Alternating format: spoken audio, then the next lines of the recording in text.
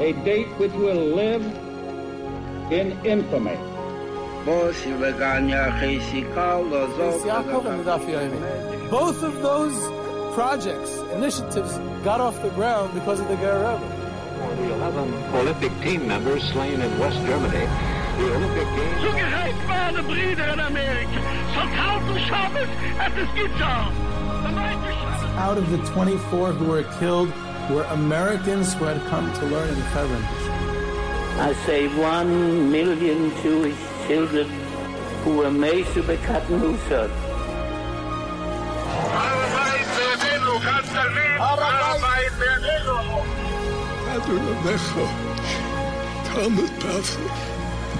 Whoever heard such beautiful words? It is never too little. It is never too late.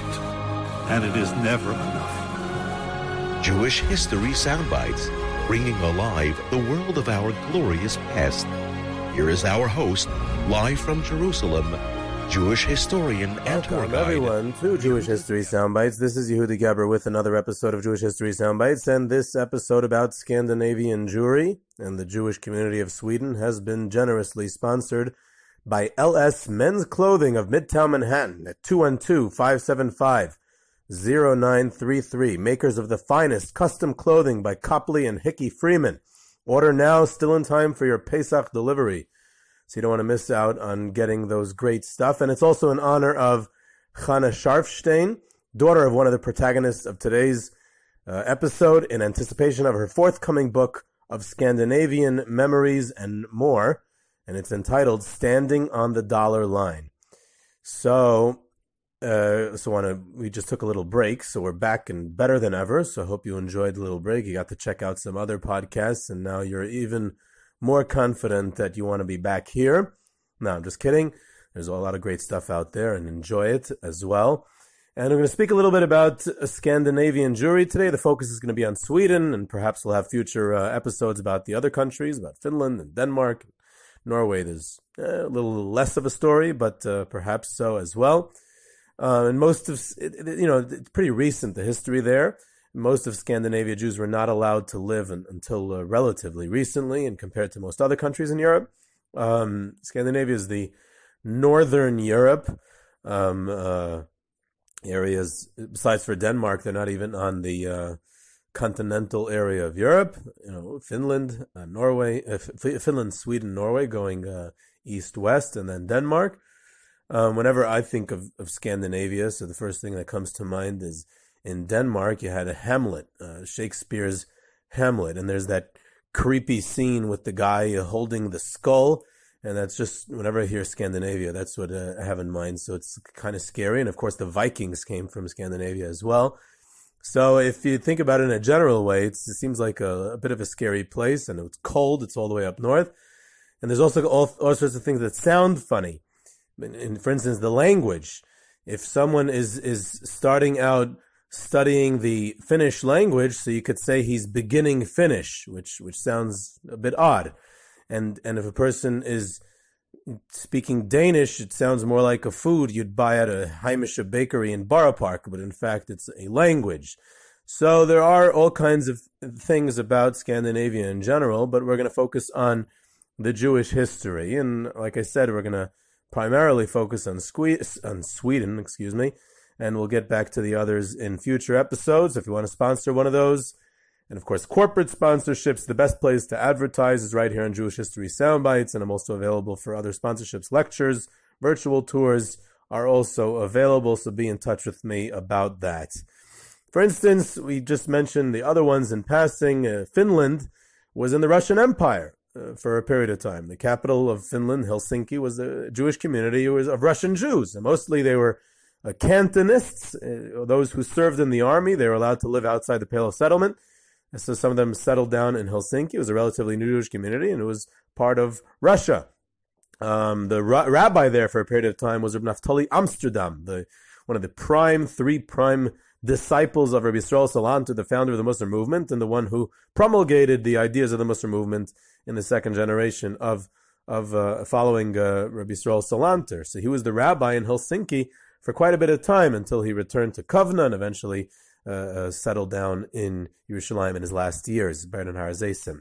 There's also a interesting story. The Zionist conference in Helsingfors, Helsinki for a period of time, was called Helsingfors, another name for the city. I think it was the name in Swedish.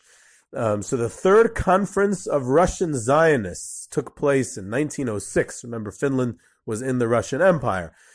So it took place in December of 1906. So it's a regional congress. It's just Russian Zionists. This is not of the entire world Zionist movement. This is just of the Russian Jews. And it was chosen because since it was at the fringe of the empire and outside the pale, they thought that there would be more freedom of speech from, further away from the Tsar and his police. Remember that it's right after the 1905 failed revolution, so it's a reactionary period.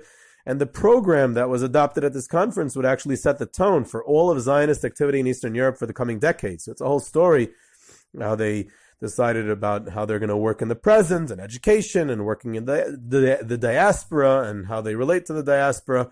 And there was the famous distinction between the galut and the gola, the exile and the diaspora and whatever. We're not going to get into it now. When we talk about the history of Zionism, which hopefully we'll get to one day, we'll speak about the Helsingfors platform that was adopted by the Congress and how they made the state as the end goal, but not the immediate goal. They redefined things following Herzl's passing and the 1905 revolution. Either way, there's a street named for it called Helsingfors in Tel Aviv, and it was immortalized by the legendary Hungarian-Israeli comedian Ephraim Kishon in one of his routines about hard-to-pronounce street names in Tel Aviv. Either way, that's for another time. But there's also a unique story about Finnish Jewry in the Winter War. The Winter War was fought between Finland and the Soviet Union in 1940. It was like a sideshow of World War II. So they fought the Soviet Union. That's where the term Molotov cocktails comes from, by the way, because when the foreign minister Molotov was asked why is he sending in artillery and missiles into Finland, he said, no, we're sending food. We're actually parachuting in food. So they used to call some of the artillery or shells that were falling, they used to call them Molotov cocktails. They're coming along with the food. So either way, so the Finns were not happy about the Winter War and what they lost to Soviet Russia. So in Operation Barbarossa, when Nazi Germany invaded Russia in June of 1941, the Soviet Union in 1941, so the Finns allied with Hitler and Nazi Germany against the Soviet Union. So Finland had Jews in Finland, and they were allied with Nazi Germany. So naturally, their army fought alongside Nazi Germany against the Soviet Union. Now, Finland did not have the same discriminatory policy against the Jews that Nazi Germany had. So there were Finnish Jews in the Finnish army. So this is, as far as I know, the only instance where Jews and Nazis fought on the same side, in combat on the same side during World War II. During World War I, it was very common for Jews to be on all sides, in Germany, in Russia. We spoke about it in the World War I series that I had, World War I and the Jews. It was a whole series. During World War II, there's basically no Jews fighting for the Axis.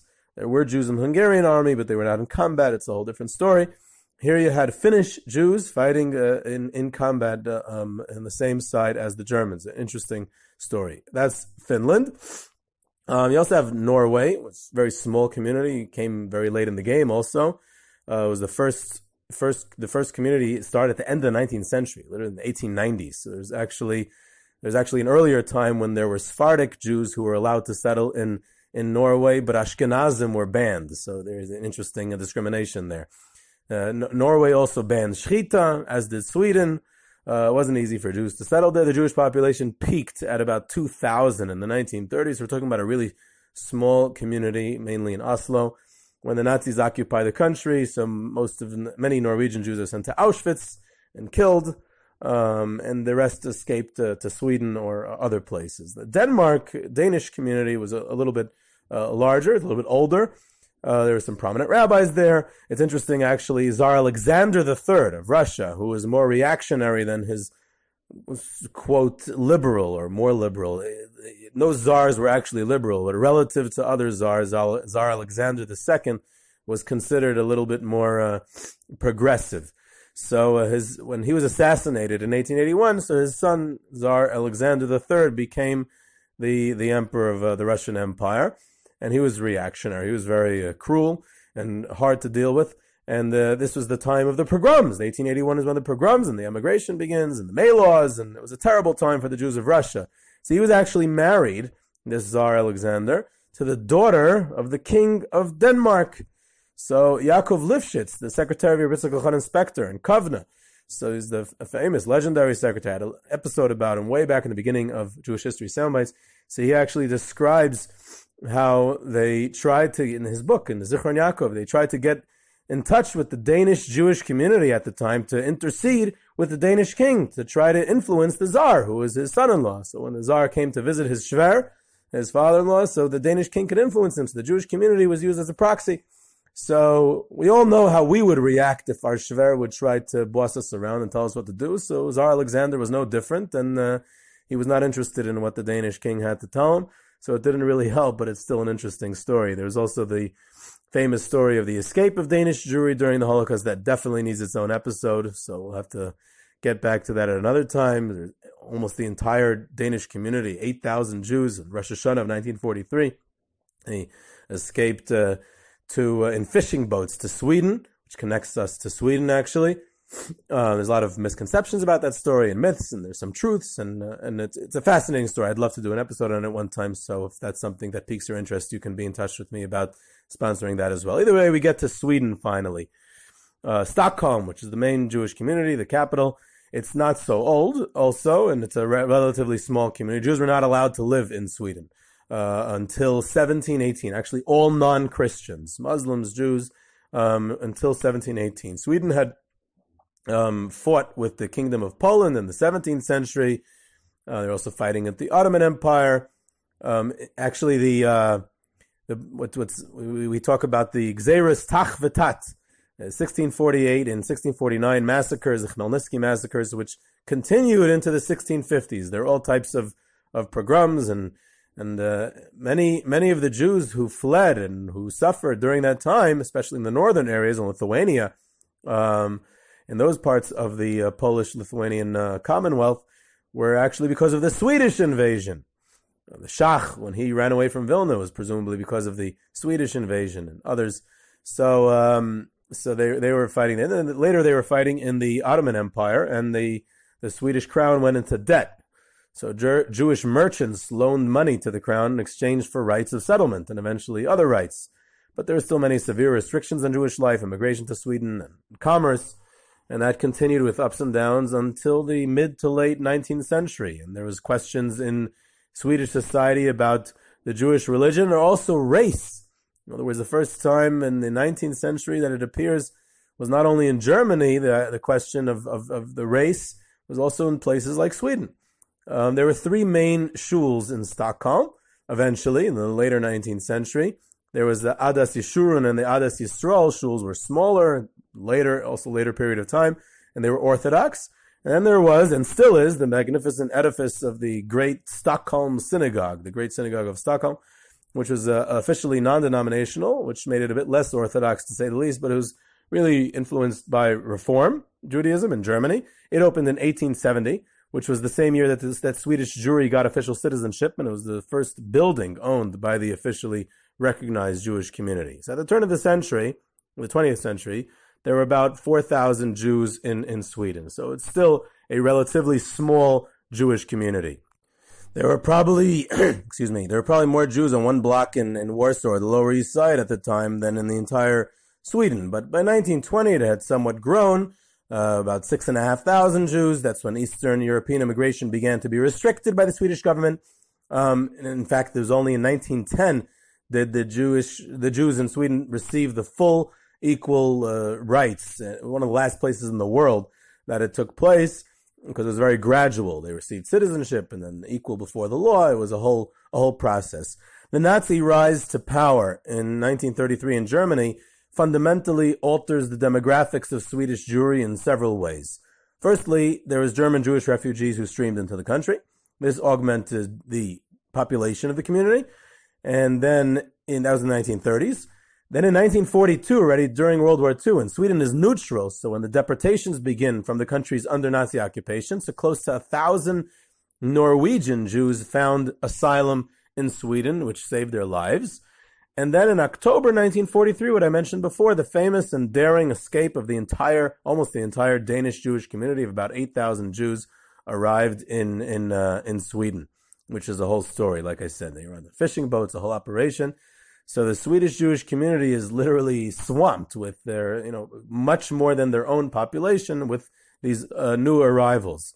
Although Swedish immigration policy until 1942 was not that welcoming to Jewish immigration. And by the way, neither was the Swedish Jewish community that welcoming, with a few exceptions. However, Sweden was, their neutrality, it was, questionable neutrality. They did have, some questionable policies. There were German companies that operated in Sweden. There was funding, there was business ties. The German companies that actually operated in Sweden during the war were able to practice their discriminatory policies against Jews in their company, against Swedish Jews in their company. And most importantly, there was a couple of hundred Swedes who actually volunteered to join the SS, which happened in many countries in Europe, both neutral countries and others. It's a whole other story also. At the end of the war, their last weeks of the war, literally, the so-called white buses story with the Swedish Red Cross, where several thousand inmates of concentration camps were rescued by the Swedish Red Cross at the end of the war and after liberation, brought to Sweden to recuperate and receive medical care. Some of them were Jews, not all of them, a minority actually. And in fact, in Yad Vashem, there's an original white bus as an exhibit outside, in one of the outdoor exhibits. So the Jewish population understandably swells during all this time. The head of the Jewish community was a fellow by the name of Rabbi Mordechai Ehrenpreis. He was officially recognized as the chief rabbi of Stockholm for close to 40 years. He was, how shall we say this? He was not really, or not that religious. I don't know if he officially was Reform, or he definitely was not Orthodox. Hard to classify it exactly. But he was, until his death in 1951, he was the chief rabbi. He was born in Lvov in Poland, and he was a rabbi in Bulgaria for some time, actually. It's hard to define, like I said, his denomination. He was a Zionist for some time, less so later. He was a bit of a scholar, a writer, and there was some conflict during the war with the Orthodox community between him and members of the Orthodox community in regards to rescue activities. On the other hand, he was involved in getting Raoul Wallenberg, which is one of the greatest Swedish stories of the war, the diplomat to Budapest. So he was involved in getting him to his rescue activities in Budapest in the closing weeks of the Nazi occupation there. So Wallenberg actually visited Ehrenpreis the night before he left. So Ehrenpreis was one of the last people in Sweden to see him because Wallenberg disappeared into Soviet captivity at the end of the war. The whole Raoul Wallenberg story is a huge and very important story, and also have to devote a separate episode to it another time. One of the people who lived in Sweden during that time was Rav Shlomo Wolbe, who was later renowned as the great mashgiach in Israel and several yeshivas for many, many years. Affiliated with the Mir. When I came there, he was giving shmuzin in the Mir.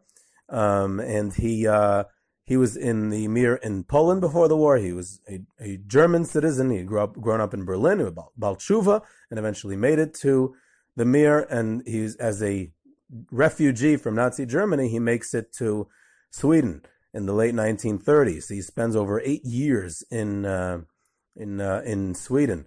He eventually ran a rehabilitation camp in Lidingo, very famous camp. His wife was, that's where he met his wife, the daughter of the Slobodka Mashgiach Avraham Grajinsky,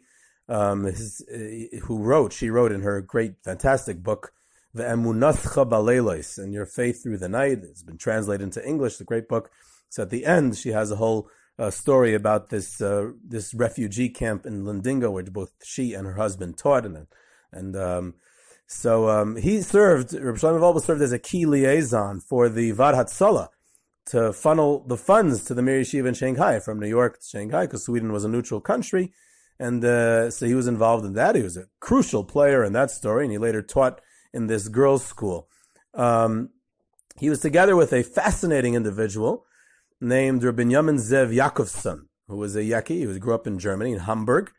Amazing person, real life story. He's a real Yaki, Torah Derech Eretz, follower of Rav Shlomo Hirsch, even though he was born after his passing. But he was very involved with the Agudas Yisrael, and following the Nazi rise to power, he was already middle-aged, he had a family, he escaped to Denmark, and he becomes a rabbi in Copenhagen. And then he escapes from Denmark during that famous escape that I mentioned of Danish Jewry to Sweden during the war. In 1943, he becomes a rabbi in Stockholm, in Sweden. And then he becomes involved in rescue work and represented the Varatsala together with Rav Wolbe. And then later he and his wife established the girls' school. They were the ones who founded it, and Rav Wolbe was working for him. They were the heads of this. They were like the parents of all this girls' school, and it was a dormitory. It was a legendary place. There was all these refugees and survivors. There were over 1,000 girls, and he literally ran the whole operation. And then, in a very warm and loving way, he was like a parent to all these orphans, these recent orphans. He and his wife were like parents to them. He later on, he moves to Israel. He was very active in the Agudas Yisrael and also in the Payalei Agudas Yisrael, the Agudas Yisrael workers movement. He was the founder and the first rabbi of the Payalei Agudas Yisrael, the Pagi neighborhood in Sanhedria in Yerushalayim. And he would, very prominent family, his descendants in Israel till today. So the Swedish government takes in these refugees at the end of the war, and the local community had to establish the infrastructure to take care of them. Some of the interesting personalities who lived in Sweden during that time, there was Dr. Manfred Lehmann, one of the most multi-talented and prolific Jews of the entire 20th century. He was born in Stockholm in 1922, and he immigrated to the United States at the beginning of the war, actually, in 1940. But he was a very successful businessman and political activist, and traveler, Zionist. He was a Talmud Chacham. He had rabbinical ordination from Ner Yisrael. He's also a scholar of archaeology and the Dead Sea Scrolls and of antiquity. He wrote, fascinatingly enough, his doctorate on Hittite property law, the Chiti, known in Tanakh, to be able to explain the acquisition of the Ma'aras HaMachpelah. God only knows how he bumped into that topic. So he grew up religiously as an Orthodox Jew in Sweden in the 1920s and 30s, this time that we're talking about. And then immediately after the war, you have all these refugees. So one of the more famous ones is the cartoonist Art Spiegelman, who was the son of Polish Holocaust survivors who made it as refugees to Sweden. And he is born there, and to his survivor parents. He was 3 years old when they moved to New York, but he was born in Sweden. And later on, he wrote this incredible, one of the greatest Holocaust book, controversial but amazing books written, called Maus, which won a Pulitzer Prize. It was a very creative style of writing a Holocaust book where the Jews are depicted as mice and the Nazis going after them. A very interesting concept. Either way, so in general, many second-generation survivors were born in Sweden before moving on, and some actually stayed. But there's a special place in Swedish Jewish history for a very unique individual named Rabbi Yaakov Yisrael Zuber, who is a Chabad Chassid, and he served as a sheikhet and a rabbi in Stockholm during a crucial time. He was in the right place and the right time in history. During the pre-war, during the war, and the immediate post-war. He's a fascinating individual with a great story. So I want to elaborate a bit on him and his life story. And through him, it's a real window into the story of Jews in Sweden during the 1930s and 40s. He's born into a prominent family of Lubavitch Hasidim, in middle class, in an agricultural settlement, believe it or not, in Belarus. Who knew that there were Jewish agricultural settlements where Hasidim lived during the early 1900s, the late 1800s. His father was a sheikhet as well, and he actually got killed. His father, this Rabbi Yaakov Yisrael's father, got killed by an armed robber while on a shechita trip in the White Russian countryside, which is a tragic irony because he himself would later on get murdered as well. So young Yaakov Yisrael, studied in the original Taimchei Tamimim yeshiva in Lubavitch by the fifth Rebbe of Chabad, the Rashab, who sent him on one of the first ever shlichus in the history of Chabad to go celebrate Purim. We're about to celebrate Purim soon this week, next week, and for Jewish soldiers in the Tsar's army, which he successfully did. And how did he do it? He was armed with a Megillah and a bottle of vodka. What else do you need for Purim besides for a Megillah and a bottle of vodka? So he became also a close student of the Rogatchover, Rabbi Yosef Rosen, whom he considered his Rebbe. When the Rogatchover passed away in 1936, he was already a rabbi in Stockholm, and he delivered a very emotional eulogy in his shul. So under the communists, he received smicha from some prominent rabbis. He's studying for smicha in communist Russia, and then at the same time he becomes a moel to perform brises, and a shaychet, and a rabbi of different communities in communist Russia. And he built mikvahs. You can't imagine this even took place in under the communists. He would correspond in halachic matters with very big paiskim, such as the Rogatchover, his Rebbe, who were outside of the Soviet Union. He eventually leaves the Soviet Union in 1929. He comes to Riga, and he unsuccessfully tries to get to the United States.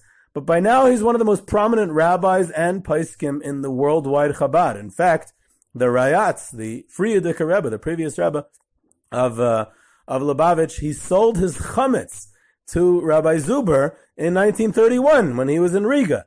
So we have the original list of what the Rayatz had on his chametz that he sold. And that document still exists. So he lists the chametz. Of course, there's a few bottles of mashke on the list that he's selling. In 1932, the Rayatz received a letter from the Jewish community in Stockholm to send them a rabbi who's willing to perform in multi-functions. And as a moel, as a sheikhet, as a chazan. So Rabbi Zuber was chosen and sent. This begins a new chapter in his life. Swedish Jewry at the time was primarily either reform or even assimilated. There was very, very small Orthodox, very nominal presence.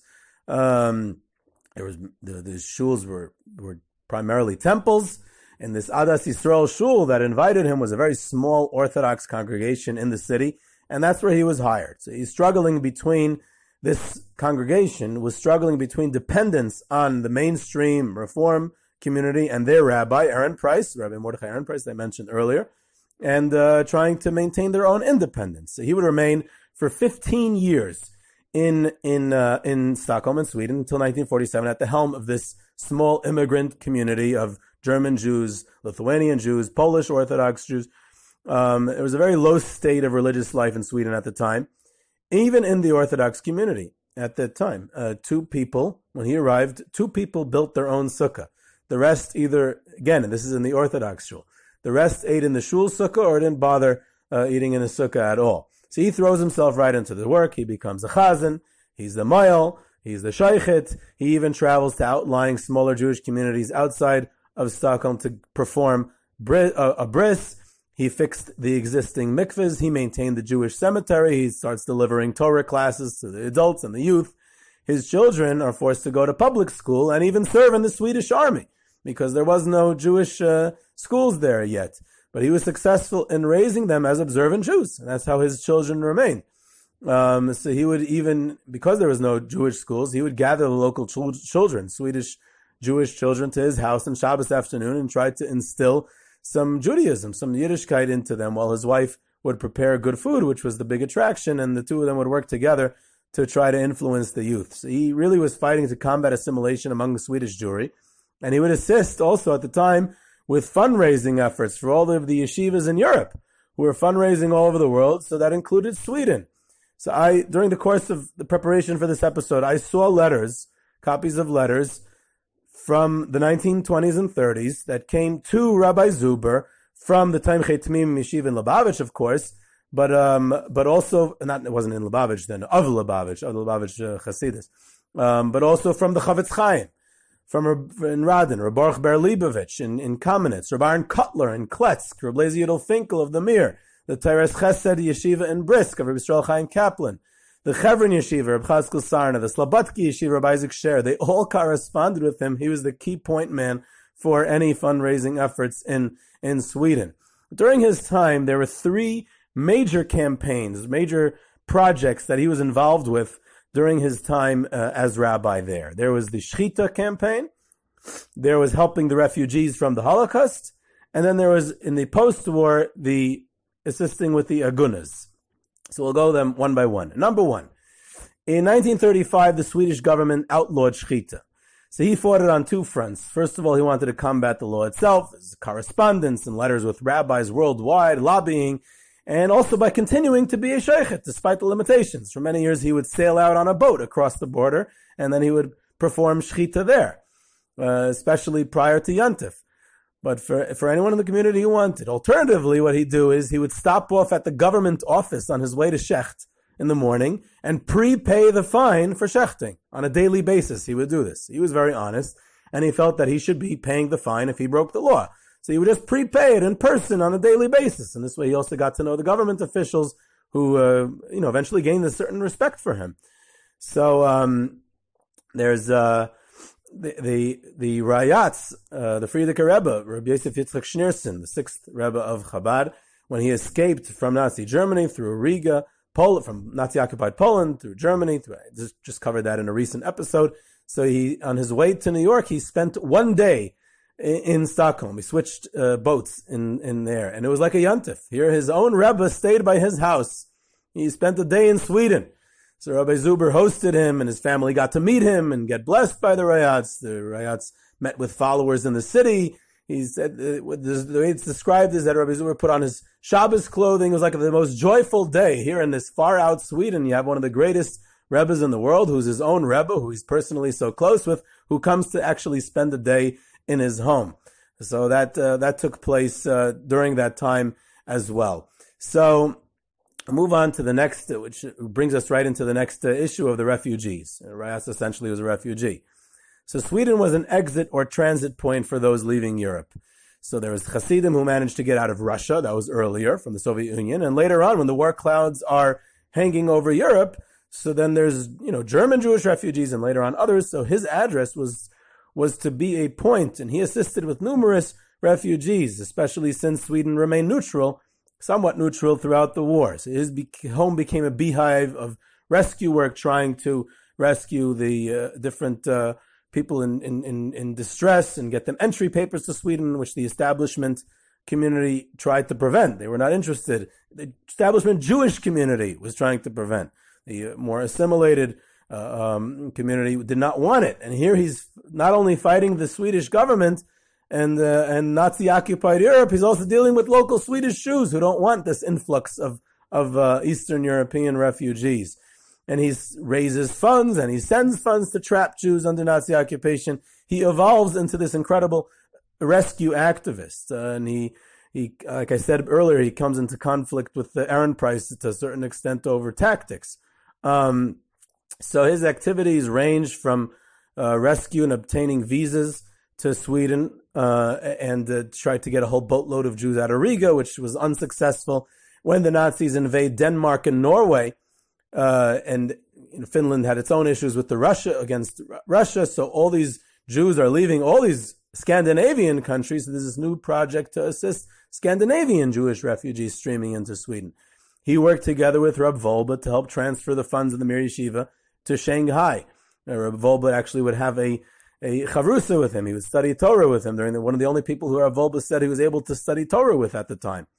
Post-war, we come to one of his most ambitious projects, which was agunas, women who were unable to remarry unless they got a special dispensation because it was unknown what had happened to their husbands during the Holocaust, which this really could even be its own episode. It's such an incredible story. There's this mass, hundreds of letters of correspondence, finding out information, networking with other rabbis, especially with Reb Chatzkel Abramsky, who was then in the London Bezdin, who presumably he knew him already in Russia. They were both rabbis in Russia under the communists. Reb Chatzkel Abramsky was sent to Siberia, so he probably knew him from before. But now Reb Abramsky was in London. They corresponded greatly about this issue.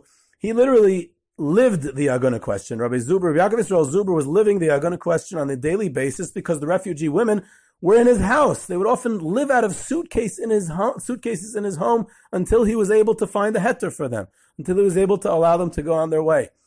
He threw his whole heart and soul into releasing them so they could rebuild their shattered lives and get remarried and just move on. His wife would keep large pots of food on the stove day and night because their home was literally a hotel. most of the survivors felt the need to tell what they had been through, and most people at the time were not interested in listening. But the Agunas would take the opportunity to relate their entire story of woe among the details of their Aguna questions. So he would have to sit and hear through these heartbreaking stories again and again, and he would cry through the night, and eventually he fell ill. Rabbi Zuber got sick from the sorrow and the brokenness. In 1947, he felt the time had come to move on for his children's education and all kinds of other reasons. So he decided to move to the United States. He became a rabbi in Boston. He also headed the Achei Tmimim Lubavitch Yeshiva in Boston. He was on the Agudas Rabbanim, the rabbinical American rabbinical board of rabbis, Agudas Rabbanim, of European rabbis primarily. He was also close with other Boston rabbis, including Rav Soloveitchik, who was very close with. And after this incredible life and career, and he's still at the height of his strength and activities, he was 56 years old. He was unfortunately a very tragic story. He was tragically murdered by a drunken non-Jew on New Year's Eve in 1953. A very sad ending to a very great man. Rav Soloveitchik actually delivered the eulogy at his funeral. So that's a little bit about Swedish Jewry in Scandinavia. This is Yehuda Geber with Jewish History Soundbites. You can reach me at yehuda@yehudageber.com for questions, comments, sources, sponsorships, lectures, virtual tours, and tours. You can subscribe to Jewish History Soundbites on Podbean. Follow us on Twitter at JSoundbites, and I hope you enjoyed.